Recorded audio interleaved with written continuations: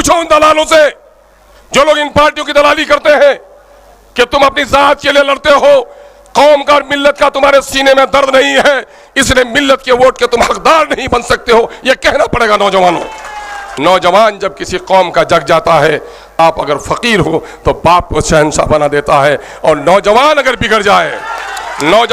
बिगड़ जाए तो बादशाह को भी फकीर बना देता है।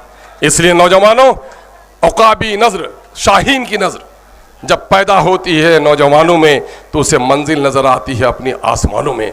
यकीनन है कि हम गर्दन झुका के जीने वाले नहीं हैं। इमाम हुसैन रजी अल्लाह ताला अन्हु ने क्या किया कि गर्दन कटा दी, लेकिन बेवसूल सियासतदान के हाथ पर हाथ नहीं रखा। न करबल में, न मक्तल में, न शाह के आगे मोमिन झुकता है फकत अल्लाह के आगे। हम गैरुल्लाह के सामने में झुकने वाले नहीं हैं।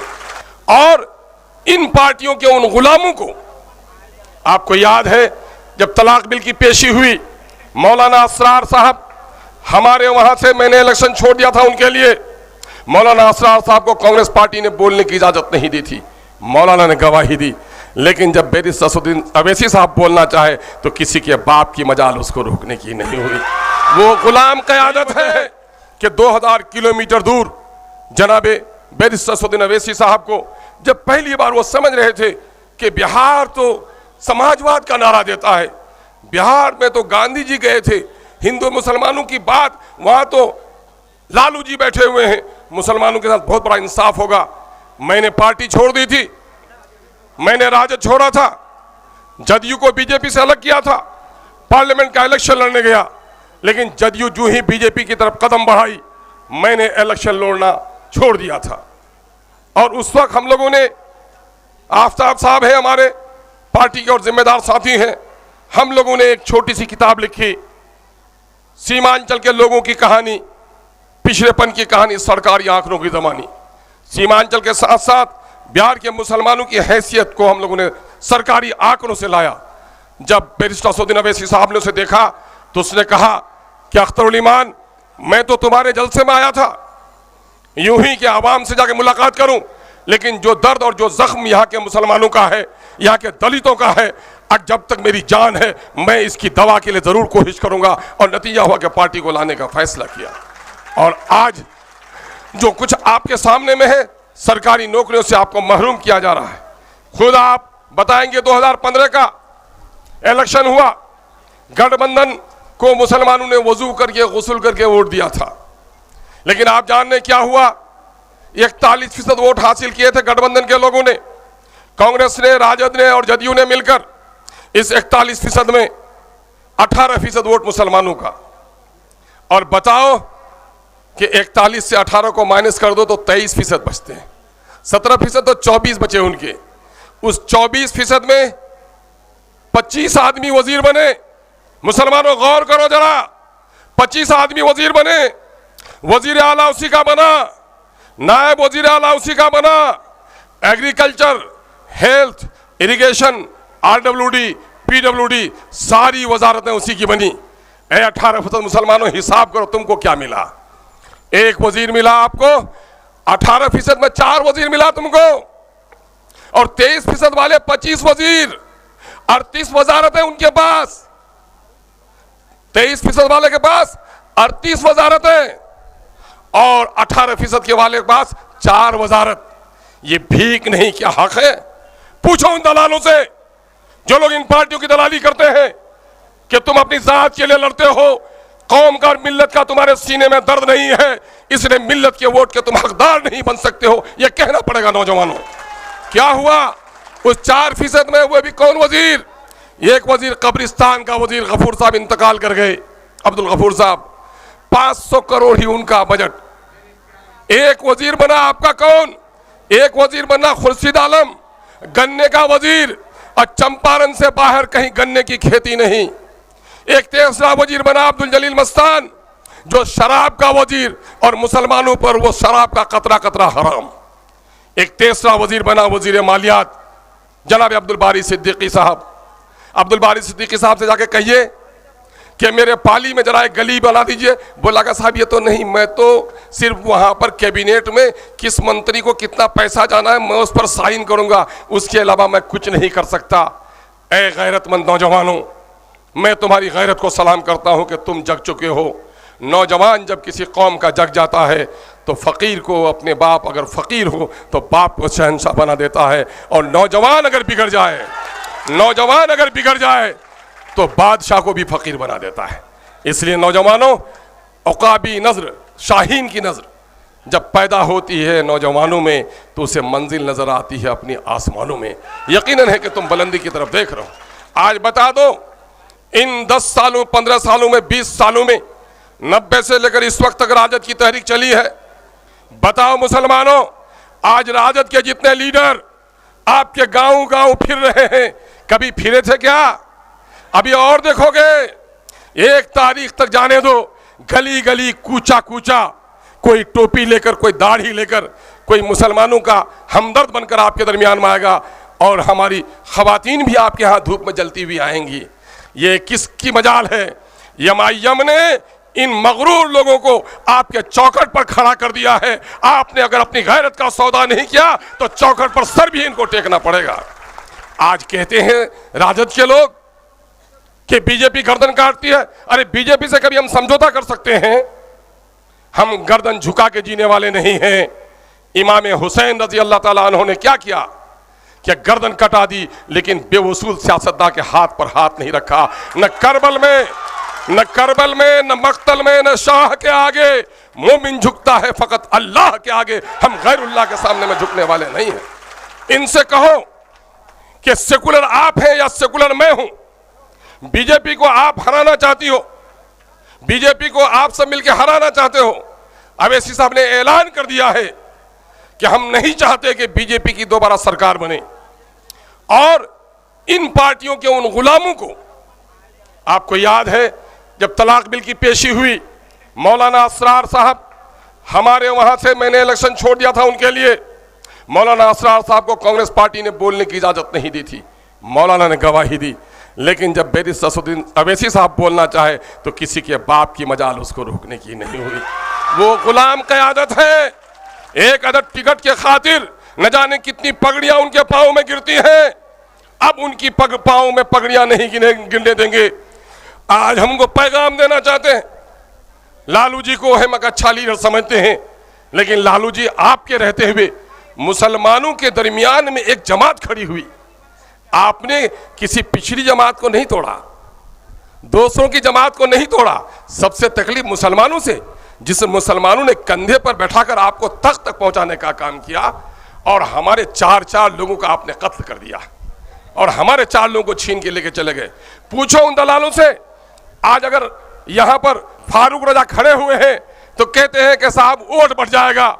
वो क्या कहे, कमबख्त, तू आज वोट बढ़ जाने की फिक्र करता है? जब मुसलमानों की क़यादत असेंबली में दाखिल हुई, उस 4 का जो कत्ल हुआ, तुम्हारी जबान बंद क्यों थी? मेरे कत्ल पर तुम्हारी जबान नहीं खुलती। दूसरे का पसीना बहता है तो तुम खून बहाने के लिए तैयार रहते हो। यह गुलामों की निशानी होती है। बल्कि इनको बता दो कि अख्तरुल ईमान रह गया है खड़ा। 2014 में बीजेपी से कितनी नफरत है इस पार्टी को। जब बीजेपी से जदयू को पैंग बढ़ाते हुए देखा तो अख्तरुल ईमान ने अपनी उम्मीदवारी छोड़ दी थी। वजारत का मुआहदा था कि अगर आप नहीं जीतेंगे, चूंकि मैं रिजाइन किया था राजद से, आप वजीर बनाए जाएंगे। मैंने वजारत की कुर्सी को लात मार दी। अगर वाकईतन राजद के लोगों, आप वाकईतन बीजेपी को शिकस्त देना चाहते हो तो अख्तरुल ईमान के इस नक्शे पा की तुम तकमील कर दो। आज तो मीसा भारती राज्यसभा की मेंबर है ही, वो तो हारेंगी तब भी मेंबर रहेंगी, उस घर में बैठेंगी। उनको कह दो अगर मुसलमानों से तुम वफा करना चाहते हो, बीजेपी से अगर नफरत तुमको वाकई है, तो अपनी उम्मीदवारी वापस ले लो और बीजेपी को हराने के लिए आज फारूक रजा का साथ दे दो। फिर बिहार की तारीख तुम्हें इज्जत बख्श देगी। लेकिन नहीं, ये काम नहीं करेंगे। वो क्यों नहीं करेंगे? वो कहते हैं ये गुलामों के बच्चे हैं, गुलामों के बच्चा को सरदारी दे दोगे तो आगे चलकर दिक्कत होगी। गलत फहमी में हो। और नौजवानों, तुमको कुछ लोग बताएंगे, अरे इतना वोट है, इतना वोट है, कैसे जीत जाएंगे हम लोग, ये हार जाएगी, वो हार जाएगा। सुनो, आज से सन 1980 में बीजेपी बनी, उससे पहले आरएसएस वालों की पार्टी का नाम जनसंघ था, और जनसंघ का निशान क्या था? चिराग छाप था। याद होगा हमारे कुछ बुजुर्गों को, मुखिया रोजी साहब हैं यहाँ पर, उनको याद होगा। और क्या था? उस वक्त चौराहे के एक पारचून के दुकानदार ने वोट डाला। उस वक्त दिया छाप वालों को 500, 700, 2000 वोट आता था। उसके किसी साथी ने पूछा, अरे किसको वोट डाला तुमने? कहा कि वो चिराग छाप। कहा कि जीतेगा तुम्हारा नेता? बोला नहीं जीतेगा तो नहीं। तो कहा क्यों गड्ढे में डाल के वोट आए? तो कहा साहब गड्ढा है तो हर साल 2-4 टुकड़ी मिट्टी देंगे तभी तो गड्ढा भरेगा। और नतीजा ये हुआ कि सन 1975 में जो गड्ढा था, 2014 में वह हिमालय पहाड़ बन गया और मोदी बगैर किसी की मदद के जीत के आ गया। और लाल किला की फसील पर बैठने वाले मुसलमानों की औलादो, तुमको यह कम हिम्मती की सबक किसने पढ़ा दी? तुम अपने दरमियान में गैरत पैदा करो। तुमको कहा गया दो हो, सफर में जाओ तो एक को इमाम बना लो। 27 गुना अफजल तुम्हारी इबादत होगी जब तुम इमाम बना लोगे। इमामत के बगैर दुनिया से तुम मर गए तो आखिरत में जवाबदेह हो जाओगे। तुम जमाती हो और तुम इनफरादी जिंदगी नहीं गुजार सकते हो। आज तय कर लो कि अगर हमारे मस्जिदों में कोई इमाम है, पंडित में अगर कोई मंदिरों में है, तो पंडित का पुजारी उसकी बात मानता है, तो मैदान सियासत में भी हमारा इमाम होना चाहिए।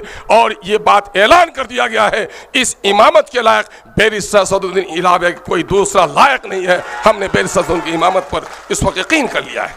इसलिए हम तन भी देंगे, धन भी देंगे।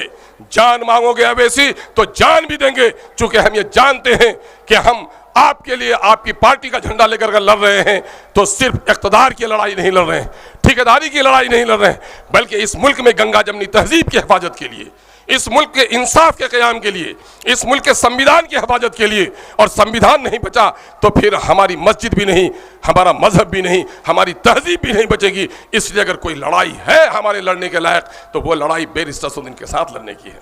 इसलिए मेरे भाइयों, आइए आप अहद कर दिए। आज उर्दू की तख्तियां मिटाई जा रही हैं, उर्दू की नौकरियां छीनी जा रही हैं, मुसलमानों को बिहार में किनारा कस कर दिया गया है। अगर आपने जिता दिया भाई फारूक रजा को, तो ये गर्दन झुका के बात नहीं करेगा।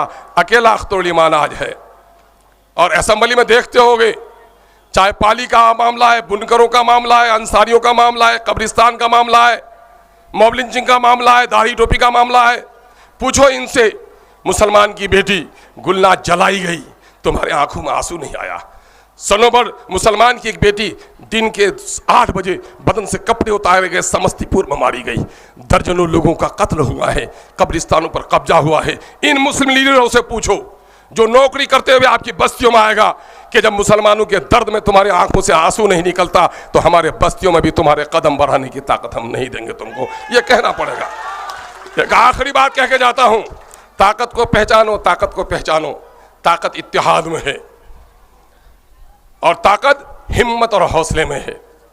बुज़दिली इंसान से जिंदगी और आबरू छीन लेती है। आसाम के इलाके में जब हाथी को फंसाया जाता है, तो उसके नन्हे मुन्ने 6 महीने के हाथी को, 8 महीने के हाथी को पकड़ा जाता है। और वो 6 महीना 8 महीने का हाथी का बच्चा इतना ताकतवर होता है, वो मोटी मोटी कड़ियाँ जो जंजीर की होती है, सिक्कड़ की होती हैं, वो उसको भी मरोड़ देता है, दरख्त को हिला देता है। लेकिन जब बांधते बांधते वो कई सालों तक आदी हो जाता है, हाथी जवान हो जाता है, ताकत कई गुना ज़्यादा हो जाती है, तो दिमाग में एक बात बैठ जाती है कि वो नहीं तोड़ सके, ये तोड़ पाएंगे। बकरी की रस्सी से महावत उसे बांध देता है और 40 किलो का दुबला पतला महावत उसके सर पर लोहे का डंडा चलाता है। देखा कि नहीं देखा है? लेकिन उन्हीं हाथियों में जब कोई हाथी पागल हो जाता है, तो सिक्कर और रस्सी ही नहीं तोड़ता है, बस्ती को उजाड़ देता है। और वो 40 किलो का महावत जो उसकी गर्दन पर बैठकर डंडे चलाता था, उसको सूर से लपेटता है, सून से लपेटता है और उसके सीने में अपना पांव भी रख देता है। आज हाथी को अब पागल होने की जरूरत है, मुसलमानों दीवानगी की जरूरत है। जुनू पा गया है मंजिले कामरानी, खिरद रह गई है हौसले आजमा कर। समंदर की लहरों से जिसको लड़ने की हिम्मत नहीं हो सकती, वो किनारे का तमाशा भी तो हो सकता है, समंदर को पार करके फातह नहीं बन सकता है। आओ आहद करो, हम सब कुछ कर देंगे, लेकिन अपने वोट का सौदा होने नहीं देंगे। कल तक नहीं थी। अच्छा ये बात बताओ तो, अपनी माँ काली कलोटी हो, दूसरे की माँ गोड़ी हो, तो दूसरे की माँ को कहोगे कि अपनी माँ को कहोगे? देखो, मुझे लोग पूछते हैं कि आप तो राजद में थे, बड़ी पार्टी में थे, बड़े बड़े नेताओं के साथ आज कैसा लगता है? कहा कि देखो, कल तक मैं वहां था, मेरी हैसियत गुलामों की थी। बोलूं? हाँ बोलो, तो बोलता था। नहीं बोलूं? बोला नहीं, इसमें नहीं बोलना है। मैं कह रहा, कल तक महल में रहता था लेकिन घर अपना नहीं था, डर लगता था कि किस वक्त निकाल दिया जाऊं, लेकिन आज अपनी पार्टी बनाई है तो झोपड़ी अपनी ज़रूर है, लेकिन सोता हूं खर्राटे लेकर, किसी के बाप की मजाल मेरे दरवाजे में दस्तक देने की नहीं है। इसलिए अपने मन में डूब के पा जा तो सुराग ज़िंदगी, तू मेरा नहीं बनता न बन, अपना तो बन। यकीन जानो, इंसानी जिस्म 80-90 किलो का हो, पाँव कट जाए, 15 किलो वजन होगा ना दोनों टांगों का, तो लंगड़ा कहलाएगा। दोनों बाजू कट जाए, लूला कहलाएगा, लेकिन इंसान होगा। और अगर गर्दन कट जाए 3 किलो 4 किलो की, तो क्या होगा? लाश होगी। यकीन जानो, जिस जिस्म में गर्दन नहीं है वो लाश है, जिस कौम का कोई सरदार नहीं वो भी लाश की तरह है। आओ अपने क़यादत को खड़ी करो और अपने जिस्म के गर्दन की हिफाजत करने के लिए अगर दस्तो बाजू भी कट जाए तो उसकी परवाह न करो। यकीन जानो, सिर्फ दुआओं से, नारों से। एक आखिरी बात कहकर जाता हूँ। एक दीवाना चला गया हज को, नूर साहब जाते रहते हैं, वहाँ जाकर खाने काबा की चादर पकड़कर रोने लगा, ए अल्लाह मुझे साहब औलाद कर दीजिए, ए अल्लाह मुझे औलाद दे दीजिए, बहुत दिनों से दुआ मांग रहा हूँ, मुझको औलाद नहीं आई। एक बूढ़े हाजी ने देखा कि नौजवान बहुत रोता है। उसने कहा, बेटा क्यों रोते हो? अभी तो जवानी ढली नहीं है, उम्र बाकी है, औलाद होगी, उम्मीद रखो। वो ढारे मान रहा था। कहा कि बेटा शादी के कितने दिन हुए? कहा कि नहीं चचा, अभी शादी हमने नहीं की है। तो कहा, रे पागल, तुझको जाना था पहले पागल खाना, तू खुदा खाना आ गया है। पहले शादी कर ले, उसके बाद औलाद की दुआ मांग, तब दुआ कबूल करेगा। मुसलमानों, चाहते हो ना कि अपनी हालत बदले? तो अपनी हालत बदलने के लिए हम कुछ किया? हमने अब तक कुछ नहीं किया। पहला मौका आया है जो अपनी पार्टी आपके दरमियान में आई है और वो नारा देकर आई है कि सबने दिया है हमको चोट, सबके दिल में है खोट, अब न देंगे इन बेईमानों को वोट। बोलो जोर से अपनी पार्टी, अपना वोट। इनकलाब, इनकलाब। बैरिस्टर सऊदीन अवैसी, बैरिस्टर सऊदीन अवैसी, फारूक रजा डब्लू, पतंग का निशान। बहुत बहुत शुक्रिया। अस्सलाम वालेकुम, आदाब। बहुत शुक्रिया, मेहरबानी। और